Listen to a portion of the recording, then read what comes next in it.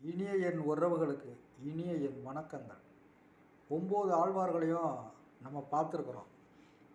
8 ஆழ்வார் பார்த்திங்கன்னா, 3 ஆழ்வார்கள் 6300 ஆண்டுகளுக்கு முற்பட்டவர்கள்.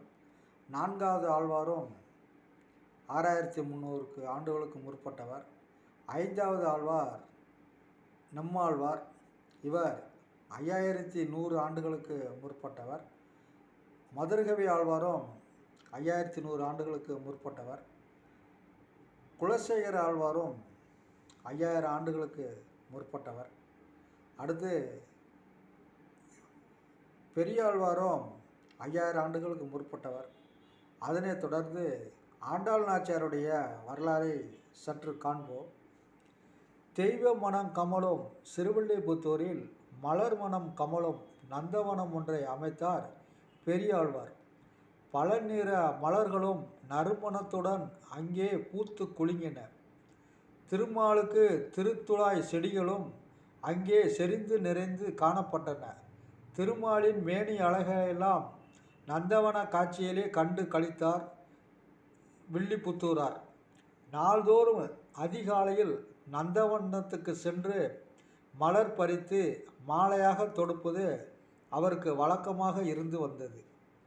விஷ்ணு சித்தராகிய பெரியாழ்வார் தன் அழகிய நந்தவனத்தில் கைங்கரியம் செய்து கொண்டு இருக்கின்ற பொழுது ஒரு துளசி பாத்திக்கு அடியில் பூமி பிளந்ததனால் உண்டான பேரோசையை கேட்டார்.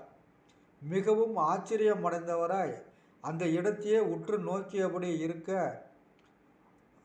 5026 ஆண்டுகளுக்கு முன்னாடி ஆடி மாதம் 8வதாக நல வருடத்தில் 8ஆம் தேதி சுக்லபட்சம் பஞ்சமி திதி செவ்வாய்க்கிழமை கூடிய பூர நட்சத்திரத்தில் துலாம் லக்கணத்தில் 5 வயது பெண் பிள்ளையாய் தெய்வீக அழகுடையவளாய் திவ்ய ஆபரணங்கள் அணிந்தவளாய் அன்று அலர்ந்த நீலோத்பவ மலர் போன்ற அற்புதமான சியாமல வர்ணத்தை உடையவளாய் உயர்ந்த பீதாம்பரத்தை அணிந்தவளாய் சர்வ லட்சணங்களோடு கூடியவளாய் பூமி பிராட்டியின் அம்சமாக கோதாதேவியானவள் அவதரித்தார். பின்னர் அந்த குழந்தை பெரியாழ்வாரை கண்டவுடன் அவரின் திருவடிகளில் விழுந்து தண்டம் சமர்ப்பித்தாள்.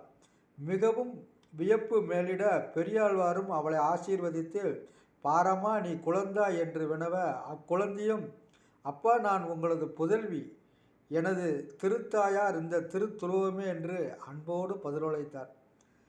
திருவார்த்தையை கேட்ட பெரியாழ்வார் தமக்கும் குழந்தையின் மீது அளவற்ற பிரியம் உண்டானவற்றை கண்டு மிகவும் வியந்தவரானார். இந்த ஆண்டாள் நாச்சியார் வளர்ந்து ஸ்ரீமன் நாராயணனுக்காக 143 பாசரம் படித்திருக்கிறார். சிறுவில்லிபுத்தூர் தான் தமிழக அரசின் அந்த கோபுரம் தமிழக அரசின் கோபுரமாக உள்ளது.